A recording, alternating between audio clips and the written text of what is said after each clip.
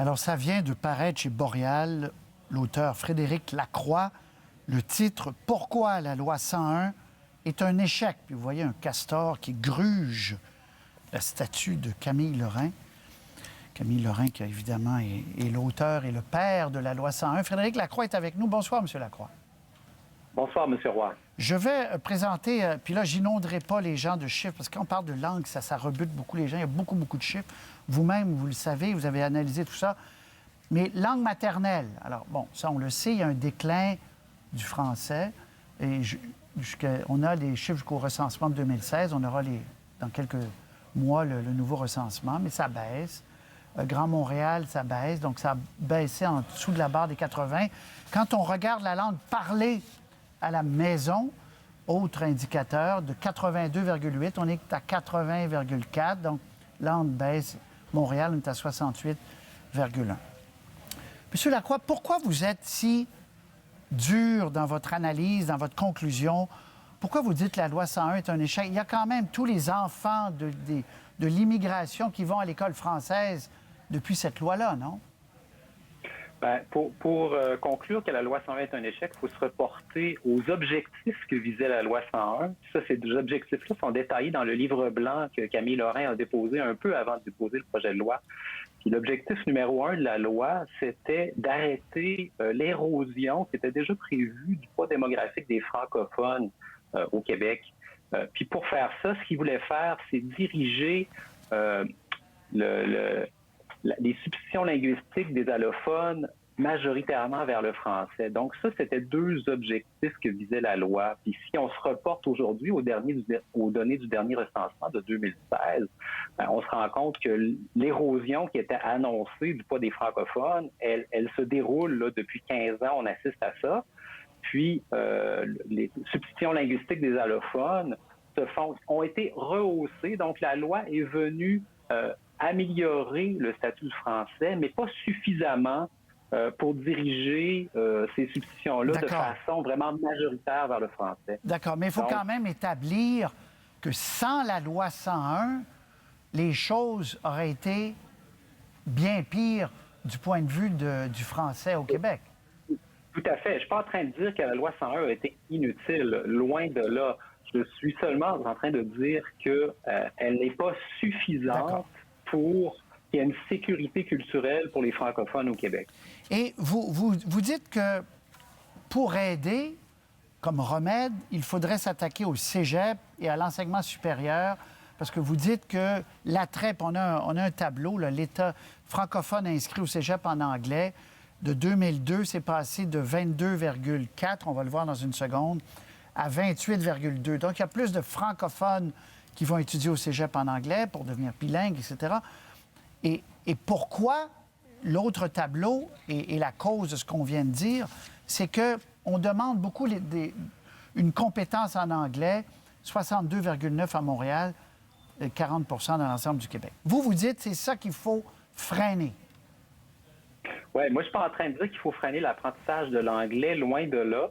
Ce que je dis, c'est que l'apprentissage de l'anglais chez les francophones, aujourd'hui, il est très, très répandu. Puis, chez les francophones qui sont au secondaire, la plupart parlent déjà anglais. Donc, ils ne vont plus au collégial anglais pour apprendre l'anglais, mais ils le choisissent parce que c'est le système qui a un prestige supérieur maintenant. Donc, c'est plus une question d'aller au cégep anglais pour apprendre l'anglais. Ils parlent déjà anglais. Donc, ceux qui sont sélectionnés au collégial anglais sont déjà des gens qui sont très, très, très bilingues.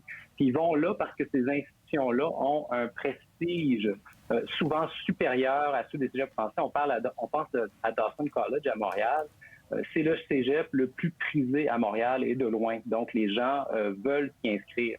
Mais ils améliorent quand même. Et d'ailleurs, c'est l'argument même du PQ il n'y a pas si longtemps, du Parti libéral et de la CAQ maintenant, de ne pas inclure les cégeps totalement, assujettir les cégeps à la loi 101. C'était de dire, oui, peut-être qu'ils parlent anglais à l'entrée, mais ils vont parler et écrire l'anglais beaucoup mieux à la sortie d'un cégep anglophone. Ben, peut-être, mais moi, je suis pas sûr que le niveau d'anglais qu'ils ont à l'entrée soit déficient.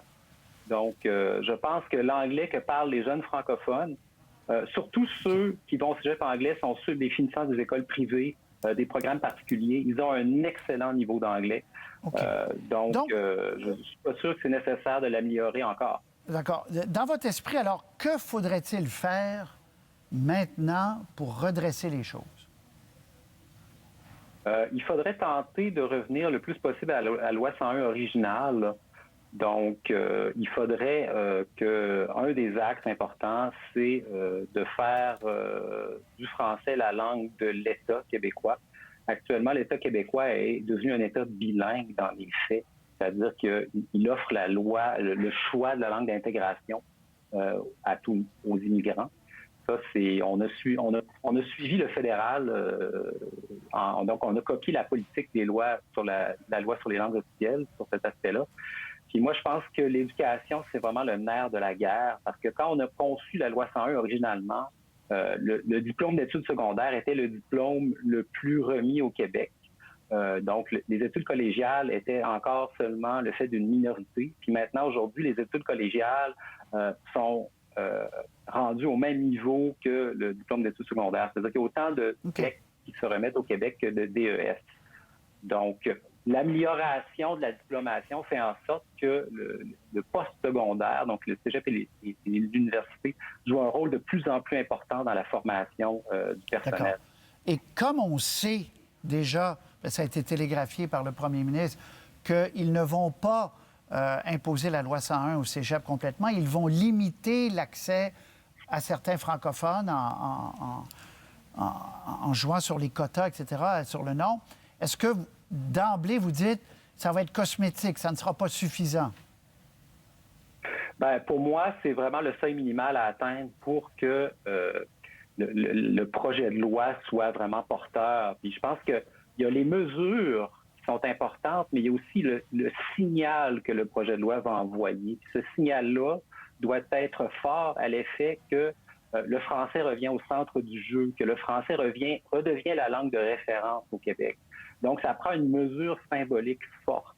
Donc, je ne sais pas, là, le projet de loi n'est pas public encore, je ne sais pas quelle sera cette mesure. Mais ça en prend une, c'est sûr. En tout cas, qu'on soit d'accord ou pas avec toutes vos conclusions, M. Lacroix, on ne peut pas vous reprocher de ne pas avoir potassé dans les chiffres, parce que votre livre, il y a beaucoup de chiffres, il y a beaucoup de tableaux, et c'est assez clair. C'est une lecture intéressante, parce que c'est un débat qu'on va rouvrir au Québec, ça c'est sûr. Frédéric Lacroix, merci beaucoup de nous avoir parlé. Merci. Merci beaucoup.